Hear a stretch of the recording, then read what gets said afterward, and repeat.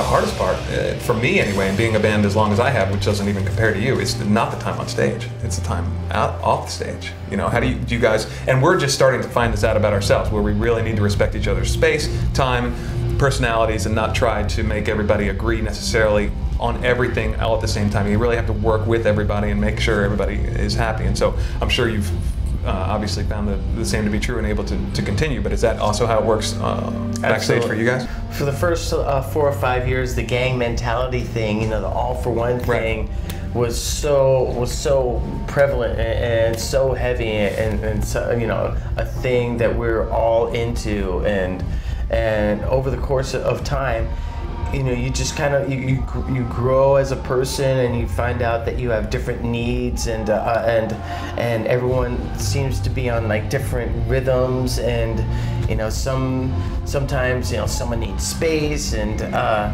we've all grown to respect that, you know. You start out, like you said, with that gang mentality, and then as soon as somebody decides that they need their space or decides that they might not want to hang out or do the same thing, it's almost threatening to the core. Yeah. And you don't appreciate it, you don't know why that they want to do something different. But once you kind of embrace it, it's so much better. It brings so much more positive energy back in when everybody can get their space, do their thing, and then they come back together with a purpose, instead of being, you feel like you're with blinders on going down a one-way tunnel. If everybody can bring their own energy to the table, it's a lot more helpful to the overall project. Yeah, absolutely. It takes a little bit to swallow that as the guys that are, you feel like you're against the world from the start, because everything is so impossible to get done, you know? Yeah, I mean, when people divert from that, in the beginning, it was like, deserter. Right, exactly. But at the end of the day, you know, life happens, and, you know, people change, and you just have to respect that. We've got a tune called Black Label that was on the first Lamb of God album that I think we wrote in '98. And by my accounts, we played that song live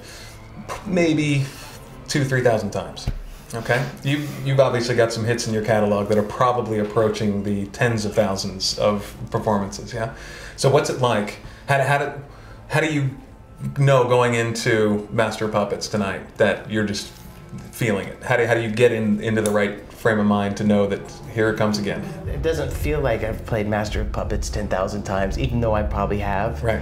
And a lot of that has to do with the physical act of playing it. You know, the physical act of playing it is so fun and so challenging that it never gets old. I mean, it never gets old. I mean, a song like Seek and Destroy that we've played 20,000 times, I still get off on playing it every single night.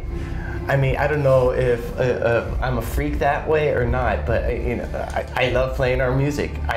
And there's no two ways around it. Of course, from where I'm sitting, you know, I have the luxury of changing things. I could play a different guitar solo every night. I could tweak this part of the solo or that part of the solo, or I could play a fill here. There's some flexibility in there. And also, over the course of years, the songs have kind of morphed a little bit. We've changed things here and there, and tweaked with arrangements here and there, changed tunings. I mean, they're not the exact songs that were committed to tape back when the stuff was originally recorded.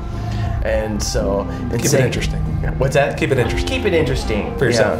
Yeah, but in a very sort of natural way over the course of years. It's not like we sat down and said, okay, this song sucks, let's take that part out and then we'll like it again. Right. We never really have done that. We've only tweaked it, you know, thinking, okay, let's take out that part because it's 30 seconds over and we don't have that much time to play. Right. You know? Curfew. Exactly, curfew issues or whatever.